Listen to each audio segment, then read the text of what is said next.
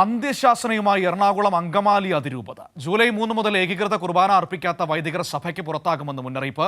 July 3 മുൻപ് സത്യവാങ്മൂലം നൽകണമെന്ന് നിർദ്ദേശം. ഗായത്രി കൊച്ചിയിൽ നിന്ന് ചേരുകയാണ്. ഗായത്രി, സഭയിൽ ഏറെ പ്രശ്നങ്ങൾ ഉണ്ടാക്കാൻ പോകുന്ന ഒരു മുന്നറിയിപ്പാണ് ഇപ്പോൾ എറണാകുളം അങ്കമാലി അതിരൂപതയുടെ ഭാഗത്ത് നിന്ന് വന്നിരിക്കുന്നത്. നമുക്കറിയാം, ഈ കുർബാന ഏകീകരണവുമായി ബന്ധപ്പെട്ട് സഭയ്ക്കുള്ളിൽ എന്തൊക്കെ വിഷയങ്ങൾ നിലനിൽക്കുന്നു, പലയിടങ്ങളിലും സംഘർഷങ്ങളിലേക്ക് വരെ പോകുന്നത് കണ്ടതാണ്. അപ്പോൾ ഇതൊന്നും ഇനിയും അവസാനിക്കുന്നില്ലേ?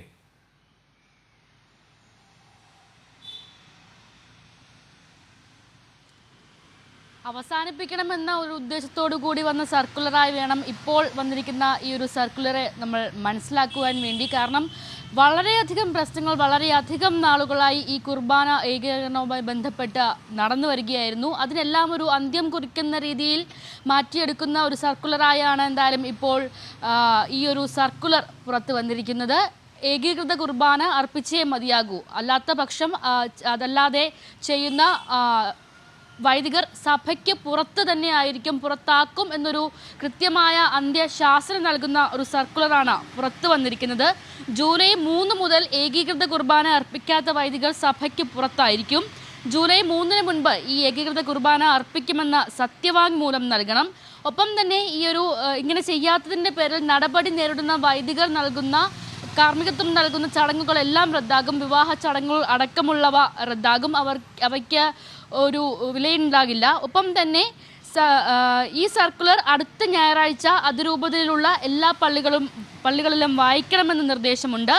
സർക്കുലർ ഇറക്കിയത് അങ്കമാലി അതിരൂപത ആർച്ച് ബിഷപ്പ് മാർ റാഫേൽ തട്ടിലാണ്. അതായത് അടുത്ത ആഴ്ച ഈ സർക്കുലർ എല്ലാ പള്ളികളിലും വായിക്കണം. ജൂലൈ 3 മുതൽ ഇങ്ങനെ ഈ ഏകീകൃതമായി കുർബാന അർപ്പിച്ചു തുടങ്ങണം. ഈ സർക്കുലർ കൃത്യമായി പറയുന്നുണ്ട്, നവംബർ മുതലാണ് ഈ ഏകീകൃത കുർബാന ഏകീകൃതമാക്കിക്കൊണ്ടുള്ള ഒരു നടപടി ഉത്തരവ് ആദ്യമായി വരുന്നത്. ആ കാലം മുതൽ ഇതുവരെയും പറഞ്ഞുകൊണ്ടിരിക്കുകയായിരുന്നു. മാർപ്പാപ്പ തന്നെ നേരിട്ട് ഈ വിഷയത്തിൽ ഇടപെട്ടു. 2 തവണ കത്തുകളിലൂടെയും 1 തവണ വീഡിയോ സന്ദേശമായും ഏകീകൃത കുർബാന അർപ്പിക്കണമെന്ന് മാർപ്പാപ്പ ആവശ്യപ്പെട്ടു. എന്നാൽ മാർപ്പാപ്പയെ പോലും അനുസരിക്കാത്ത രീതിയിലുള്ള നടപടിയാണ് വൈദികരുടെ ഭാഗത്തു നിന്നുണ്ടായത്. ഇനി ഇത് ഇങ്ങനെ തുടർന്ന് കൊണ്ടുപോകാൻ പാടില്ല. അതിനാൽ തന്നെ അടുത്ത ജൂലൈ 3 മുതൽ ഏകീകൃത കുർബാന അർപ്പിച്ചേ മതിയാകൂ, അല്ലാത്ത പക്ഷം വൈദികർക്കെതിരെ നടപടി ഉണ്ടായിരിക്കുമെന്നൊരു കൃത്യമായ, നേരത്തെ സൂചിപ്പിച്ചതുപോലെ അന്ത്യശാസന എന്ന് തന്നെ പറയാൻ പറ്റുന്ന രീതിയിലുള്ള ഒരു സർക്കുലറാണ് എന്തായാലും പുറത്തു വന്നിരിക്കുന്നത്. വരും ദിവസങ്ങളിൽ ഇത് വളരെ വലിയ ചർച്ചകൾക്കും അല്ലെങ്കിൽ പ്രതിഷേധങ്ങൾക്കും എന്തായാലും വഴിവെക്കും. ഇല്ലെങ്കിൽ തുടർന്ന് വരുന്ന പ്രതിഷേധങ്ങൾ കൂടുതൽ ശക്തമാകും എന്നൊരു സൂചന തന്നെയാണ് നൽകുന്നത്. എന്തായാലും ഈ ഒരു കുർബാന അർപ്പിക്കാൻ വേണ്ടി വരുന്ന അടുത്ത ദിവസങ്ങളിൽ എങ്ങനെയായിരിക്കും ഈ വിമതർ ഇല്ലെങ്കിൽ ഏകീകൃത കുർബാനയോട് യോജിക്കാത്ത നോക്കാം ഗായത്രി, നമുക്ക് എന്താണ് സംഭവിക്കാൻ പോകുന്നതെന്ന്.